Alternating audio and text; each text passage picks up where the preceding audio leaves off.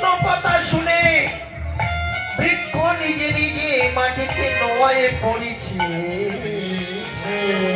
আর সুদামকে ডেকে বলছে, যত ফল লাগে একটা ফল ছাড়িয়ে নিয়ে বৃক্ষকে জড়িয়ে ধরে বলছে, মা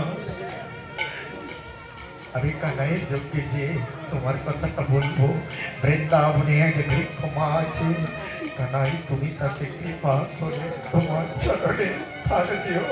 নিতাই গৌর প্রেমানন্দে।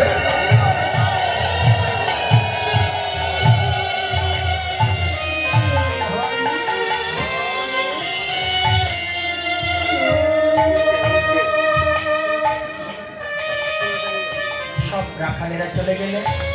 এবার ওখান থেকে গেলেন বিধুবনে। শ্রীমতী রাধারানীর দশম দশা। দশম দশা বোঝেন তো? মৃত্যুর আগের যে দশাটা, মরে যাওয়ার আগে ঘর করে শ্মশানে গালে জল দেয় আর কানে নাম দেয়, এই দশাকে বলা হয় দশম দশা, মৃত্যু দশা। শেষ দশায় 10 দশার শেষ দশা মৃত্যু দশা। রাধারানী ওই কৃষ্ণ কৃষ্ণ বলতে বলতে নিজেই নিঃশ্বাস ত্যাগ করে দিয়েছে। তাই সখীরা সব কাঁদছে। কেউ বলছে, হ্যাঁ রে, আমাদের শিশুকালের সঙ্গী নিয়ে আজ আমাদের ছেড়ে চলে গেল। ওকে কেহ বলে আছে আছে, কেহ বলে না।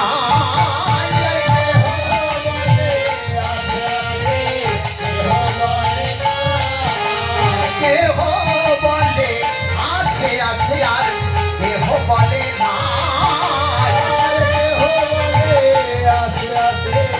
কেহ বলে না, কেহ তোলা ধরে দেখে রাধিকার নাচিকায়।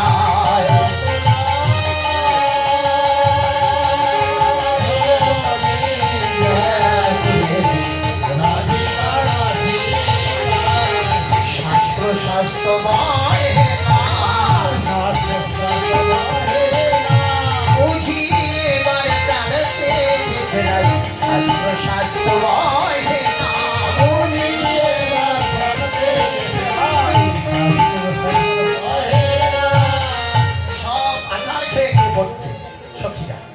এমন সময় বৃন্দে সেইখানে, এই কি ব্যাপার কাছে মরা কান্না ফেলিয়েছে একটা।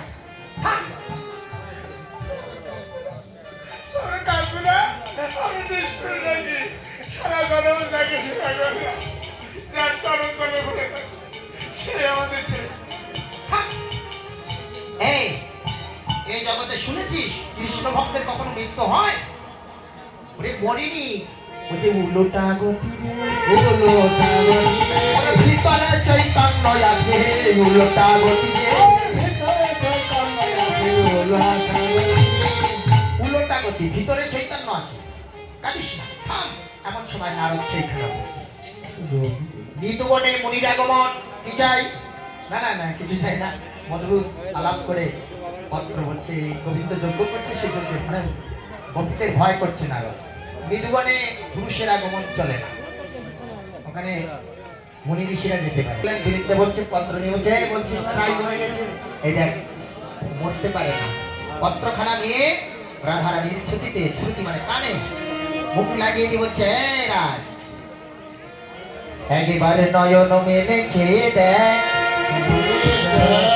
আমি তোর বেধির ঔষধ এনেছি।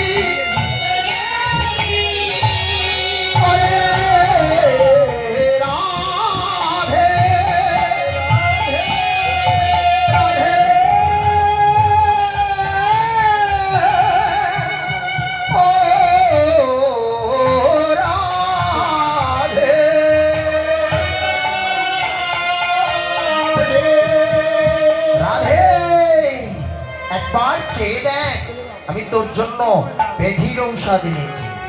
রাধারানী হাত পেতেছে, কইরি সখী আমার বেধির ঔষধ কোথায়? পত্রখানা হাতে ধরিয়ে, এই পত্রখানা নিয়ে বুকে চেপে ধরে বলছি, এটা খেতে হয় না গায়ে মাখতে হয়? কি করবো এটা বলতে পারিস? রাধে, ওটা খেতেও হয় না, গায়েও মাখতে হয় না, একবার নয়ন ধরে দর্শন কর, তোর সকল বেধি দূরে যাবে।